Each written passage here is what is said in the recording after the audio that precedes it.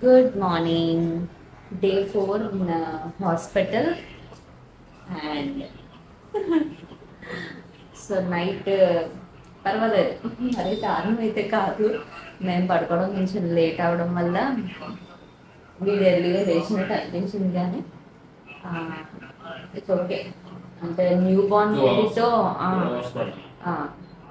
కొంచెం ఆ ఫేజ్ అన్నది డెఫినెట్గా ఉంటుంది, ప్రతి ఒక్కరు ఫేస్ చేసేదే. సో అందులో డే టైం పుట్టిన వాళ్ళు నైట్ టైం యాక్టివ్గా ఉండడం ఇదంతా ఓకే. మెరుగుగా ఉందును. యాక్చువల్లీ ఏమైందంటే ఈ సెక్షన్లో ఇది ఒక ప్రాబ్లమ్ ఏంటో అని తెలియట్లేదు, కానీ లక్కీతో కూడా సేమ్ ప్రాబ్లమ్ ఫేస్ చేసాం అనమాట. అంటే సర్జరీ అయిన తర్వాత ఫస్ట్ డే ఫీడ్ చేయలేము కూడా, అనస్థీషియా ఎఫెక్ట్లో ఉంటాం కాబట్టి అసలు కదలలేము, ఇవ్వడానికి పాసిబిలిటీ అన్నది సరిగ్గా లేక ఫస్ట్ డే చేయాలి కాదు. సెకండ్ డే కూడా ఇంచుమించు అంతే.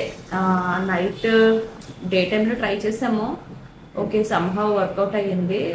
నైట్ టైం మళ్ళీ స్టిచెస్ అవి పెయిన్ ఉండడం వల్ల దట్టు ఏంటంటే ఆపరేషన్ అండ్ సి సెక్షన్ రెండు అయిపోవడం వల్ల మొత్తం మీద అంత ఛాన్స్ లేక సెకండ్ నైట్ కూడా ఇవ్వలేదు. అంతే 1.5 డేలో ఈ లాజిక్ అన్నది కనిపెట్టేసి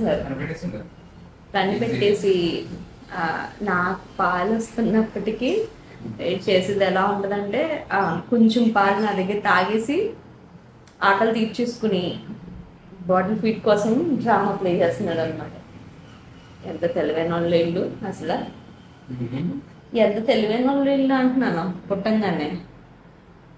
సో ఈరోజు డిశ్చార్జ్ కూడా ఈరోజే ఉండబోతుంది. రేపు ఇంక మళ్ళీ అమావాస్య, ఆ రోజు ఎందుకు ఇంటికి వెళ్ళడము తీసుకుని అనేసి ఈరోజు ఈవినింగ్ లోపు డిశ్చార్జ్ అన్నట్టు అడిగాము, యాక్సెప్ట్ చేశారు. ఇంకా ఈవినింగ్ డిశ్చార్జ్కి రెడీ అవ్వాలన్నమాట నేను వచ్చేసరికి. చూద్దాం ఎలా జరుగుతుందో ఏంటో. అండ్ లక్కీకి అయితే చాలా బాగా వెల్కమ్ చెప్పారు. వీడికి ఏం పేరు పెట్టాలో అర్థం కావట్లేదు. ఇంకా పేరు నిక్ నేమే ఏం పేరు పెట్టాలో తెలియట్లేదు అని చెప్పేసి అంటున్నాను. అంటే ఫుడ్ వచ్చేసరికి ఇడ్లీ ఒకటి తినచ్చు, రైస్ కొద్ది కొద్దిగా స్టార్ట్ అయ్యింది, అది తినచ్చు. ఈవినింగ్ వచ్చేసరికి బ్రెడ్ అండ్ మిల్క్ ప్రస్తుతానికి. ఇంకా న్యూ బోర్న్ బేబీస్ని సన్ రైస్లో పెడితే మంచిదని అంటారు కదా. అంటే మాకు హాస్పిటల్లో మైనర్గా జాండీస్ ఇలాంటివి ఉన్నా సరే క్యూర్ అయిపోతాయని కూడా అన్నారు. సో అందుకని సన్ రైస్ దగ్గర పెడదామని ఇంకా వీరుగారు అయితే వెళ్ళారనమాట. ఇంకా డిశ్చార్జ్ అదే రోజు అంటే మన ఎక్సైట్మెంట్ మామూలుగా ఉండదు కదా. ఏంటో ఉన్నది 4 రోజులు అయినప్పటికీ ఏదో 1 రోజులుగా హాస్పిటల్లో ఉంటున్నానన్న ఫీలింగ్ నాకైతే వచ్చేసింది అనమాట. అండ్ ఫీడింగ్ నేను కూడా ట్రై చేస్తున్నాను అన్నాను కదా. ఎస్, తాగుతున్నాడు, బట్ ఏంటంటే సాటిస్ఫైయింగ్గా బాటిల్ ఫీడ్ అయితేనే ఎక్కువ సాటిస్ఫైడ్గా అయితే ఉంటున్నాడు అనమాట. ఇంకా ఆఫ్టర్ దట్ ఇంకా భోజనం ఇలా చేయడంతోనే నేను ఇంకా రెడీ అయిపోవాలని అయితే ఫిక్స్ అయిపోయాను అనమాట. సో ఫ్రెష్ అయ్యేది అయితే ఎలాగో ఉండదు, ఇంకా వైప్స్తోనే మొత్తం క్లీన్ చేసుకుని రెడీ అయిపోయి ఉన్నాను. అండ్ బేబీని కూడా అయితే రెడీ చేసేస్తున్నాను అనమాట. చెప్పాను కదా, అబ్బాయి అయితే బ్లూ, అమ్మాయి అయితే పింక్ అన్నట్టు డ్రెస్సెస్ కూడా నేను కొని అయితే పక్కన పెట్టుకున్నాను. ఇంకా నేను ఈ బ్లూ డ్రెస్ వేసేసి వెయిట్ చేస్తున్నాను అనమాట ఇప్పుడు వస్తారా అని. ఫైనల్లీ మూమెంట్ అయితే వచ్చేసింది. ఇప్పుడైతే వెరీ సూన్ ఇంటికైతే స్టార్ట్ అవబోతున్నాం అన్నమాట. సో అంత సేఫ్గా అయిపోయింది. ఎలా అవుతుంది ఏంటి అని చాలా టెన్షన్స్ పడ్డాం. సో సేఫ్గా బేబీ ఈజ్ ఫైన్ అండ్ నాకు కూడా బాగానే ఉంది. అండ్ వెరీ సూన్ ఇంటికైతే వెళ్ళబోతున్నాం. అండ్ వీరిగర్ కోసం అయితే వెయిట్ చేస్తున్నాను అనమాట. సో నాకు ఏంటంటే నాకు అండ్ అలాగే బేబీకి అంటే లక్కీకి ఎలా అయితే వెల్కమ్ చెప్పారో సేమ్ అలానే వెల్కమ్ చెప్పడానికి ఇంట్లో ప్రిపరేషన్ అయితే చేస్తున్నారు అనమాట. ఏమో ఎలా చేస్తున్నారో ఏంటో. లక్కీ వచ్చేసరికి ఇంటి దగ్గర ఉన్నాడు. అంటే యాక్చువల్లీ చేసే పని చేయనివ్వరు కదా పిల్లలు, ఏం కష్టం పడుతున్నారో ఏంటో తెలియదు, కానీ మొత్తం మీద డెకరేషన్ పార్ట్ అయితే చేస్తాము అనేసి అన్నారు. యాక్చువల్లీ నేను ఇంకా అలా ఏమీ ఎక్స్పెక్ట్ చేయలేదు, బట్ ఏంటంటే ఒకరికి అలా ఒకరికి ఇలా అన్నట్టు ఉండకూడదు, ఇద్దరికి సమానంగా జరగాలి అనేసి చేస్తున్నారు. So really so excited. ఇప్పుడు కంప్లీట్ ఫ్యామిలీ ఫీల్ అయితే వస్తుందన్నమాట. చూద్దాం ఇంటికి వెళ్ళిన తర్వాత అసలు సర్ప్రైజ్ ఎలా ఉండబోతుంది ఏంటి అన్నది నాతో పాటు మీరు కూడా చూద్దాం. రెడీ కదా? ఎప్పుడో చాలా సేపటి నుండి వెయిట్ చేస్తాను. ఒక బిల్ అయితే క్లియర్ అయిపోయింది. క్లియర్ చేస్తాను. లక్కీ లక్కీ పైకి లేదు, పైకి లేదమ్మా. అటు తేడాగా ఉన్నాడు, నిద్ర లేకలో ఉంది.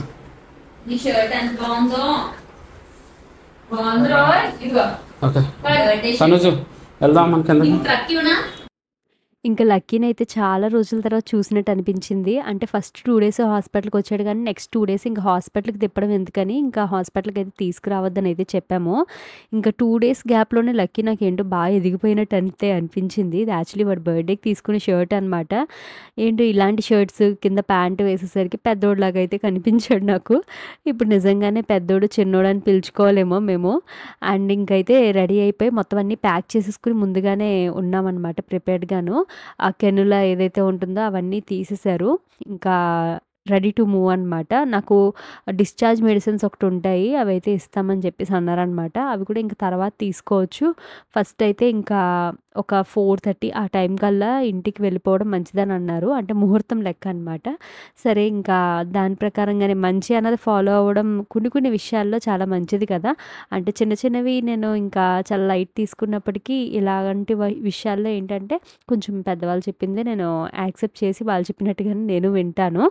అండ్ ఇంకా సేమ్ యాజ్ ఇట్ ఈస్ నాకు లక్కీని తీసుకువెళ్తుంటే ఎలాంటి ఫీల్ వచ్చిందో వీడిని తీసుకెళ్తున్నప్పుడు కూడా అదే ఫీల్ అనమాట. కాకపోతే ఇప్పుడు చేతిలో లక్కీ కూడా చేతిలో అయితే వచ్చేసాడు. ఇంకా వీఆర్ ఫ్యామిలీ ఆఫ్ 4 అనమాట. సేమ్ థింగ్ రిపీట్ అవుతున్న ఫీల్ అయితే వచ్చిందనమాట. ఆ రోజు ఎలా అయితే లక్కీని తీసుకుని వచ్చానో ఈరోజు అలాగే ఉంది. నాకు ముందు ప్రెగ్నెన్సీకి ఇప్పటికీ అంటే మేజర్గా నాకు కనిపించిన డిఫరెన్స్ ఏంటి అంటే నాకు ఈ ట్యూబెక్టమీ ఒకటి అవ్వడం వల్ల పెయిన్, సివియర్ పెయిన్ అయితే నేను సఫర్ అయ్యాను. ఆ పెయిన్ ఏంటంటే స్టిల్ కంటిన్యూ అవుతూనే ఉందన్నమాట. బట్ లాస్ట్ టైం లక్కీ కేసులో ఏంటంటే నాకు చాలా తేలిగ్గా అయితే వచ్చేసాను.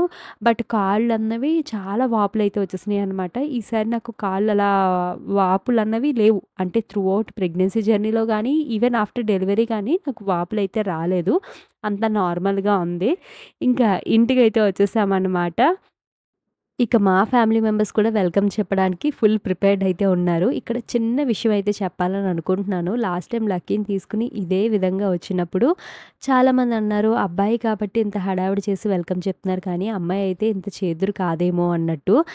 ఇప్పటి రోజుల్లో కూడా ఇంకా అమ్మాయి అబ్బాయి అని జెండర్ డిస్క్రిమినేషన్ ఏంటంటే చెప్పండి.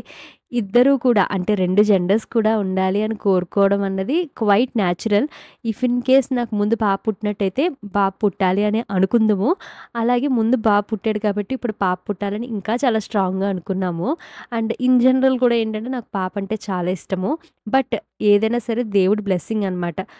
ఏదైనా సరే హెల్దీగా అంతా బాగా అవ్వడం అన్నది చాలా ఇంపార్టెంట్ అనమాట దాన్ అమ్మాయి అబ్బాయి వీటికంటే కూడా. సో ఇక్కడ వెల్కమింగ్ అయితే సేమ్ యాజ్ ఇట్ ఈస్ అలానే అయితే చేశారనమాట. యాక్చువల్లీ నేను అన్నాను ఇంక లక్కీతో అవన్నీ అయితే వర్కౌట్ కావు, ఇంకా ఏమొద్దు లైట్ నార్మల్గా హారతి ఇచ్చి ఇంట్లోకి రమ్మంటే సరిపోతుంది అని అన్నాను. బట్ వీరుగారు అయితే కాంప్రమైజ్ అయితే అవ్వలేదన్నమాట. సో లక్కీకి ఎలా అయితే జరిగిందో వీడికి కూడా సేమ్ అలానే జరగాలి, ఏమీ ఇలాగా అలాగా తేడాలు అయితే ఏమి ఉండకూడదు. అంత మన శక్తి మేరకు ఎంతవరకు మనం చేయగలమో అలాగే చేద్దామని అయితే ట్రై చేసాము. అండ్ ఫైనల్లీ వర్కౌట్ అయిందని చెప్పాలి.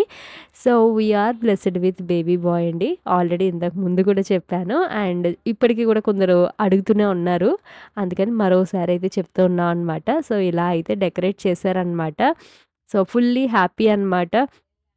అసలు నేను నా లైఫ్‌లో నేను ఎన్ని సార్లు చెప్పినా ఏంటి ఇలా చెప్తుంది ఈ అమ్మాయి అని అనుకోకండి. నాకు ఎప్పుడైతే 4 ఇయర్స్ పిల్లల విషయంలో డిలే అయ్యిందో నాకు లైక్ చుట్టుపక్కల మాటలో, అట్మాస్ఫియరో నాకు చాలా మూడ్ ఆఫ్ అయిపోయేదాన్ని పిల్లల విషయం అనేసరికి. అలాంటి టైంలో అసలా ప్రెగ్నెంట్ అవ్వడము, లక్కీ నా చేతిలోకి రావడం అన్నదే నేను చాలా లక్కీగా అయితే ఫీల్ అయ్యాను. అండ్ ఇప్పుడు ఇంకొకరు కూడా రావడం అంటే ఇట్స్ టోటల్లీ అ బ్లెస్సింగ్ అనమాట. మనము ఆస్తులు కానీ ఎన్నైనా కూడబెట్టుకోగలం, కానీ కొన్ని మన చేతుల్లో అయితే ఉండేవైతే కాదు. అలాంటి వాటిల్లో పిల్లలు కూడా ఒకటనమాట. అలాంటిది దేవుడు నాకు ఆ బ్లెస్సింగ్ అన్నది ఇవ్వడం అన్నది really so happy. And we are family of 4. కానీ జర్నీ అంత ఈజీ అయితే ఉండకపోవచ్చు. ఎందుకంటే ఆల్రెడీ లక్కీతోనే మాకు మామూలుగా ఉండేది కాదు. ఇప్పుడు అలాంటిది ఇంకొక న్యూ బోర్న్ బేబీతో ఎలా ఉండబోతుంది ఈ జర్నీ అన్నది మాకు కొంచెం డౌట్‌గానే ఉంది. అంటే హాస్పిటల్ వరకు ఒకలా ఉంటుంది. బట్ ఇంట్లోనే కదా రియాలిటీ అన్నది బయటకైతే వస్తుంది. అండ్ ఇక్కడ సింపుల్‌గా ఒక కేక్ కటింగ్ కూడా అయితే చేయించారనమాట వీరుగారు వచ్చేసరికి.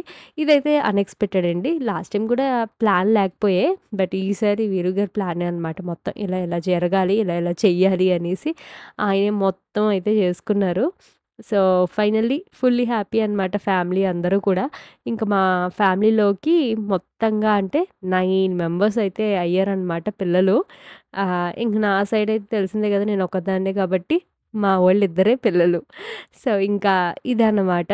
మొత్తంగా చాలా రోజులుగా వెయిట్ చేస్తున్నారు. కానీ ఇంటికి వచ్చింది మొదలు చాలా స్లీప్‌లెస్ నైట్స్ అయితే వెళ్తున్నాయండి. లైవ్‌లో నా మొహం చూసిన వాళ్ళలో చాలామంది కామెంట్ పెడుతున్నారు. వీక్ అయిపోయారని. వీక్ అయిపోవడం కాదు, నిద్ర లేకపోవడం అనమాట.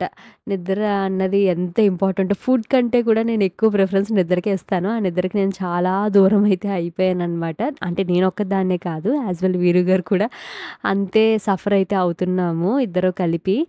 సో, అందుకనే ఇంకా ఈ వీడియోస్ ఏవైనా సరే కొంచెం స్లో అయితే అయిపోయినాయి. బట్ డెఫినెట్‌లీ మంచి మంచి వ్లాగ్స్ అయితే క్రియేట్ చేయడానికి డెఫినెట్‌లీ ఐ డూ సపోర్ట్. ఇక్కడ లక్కీ చూడండి ఏమంటున్నాడో.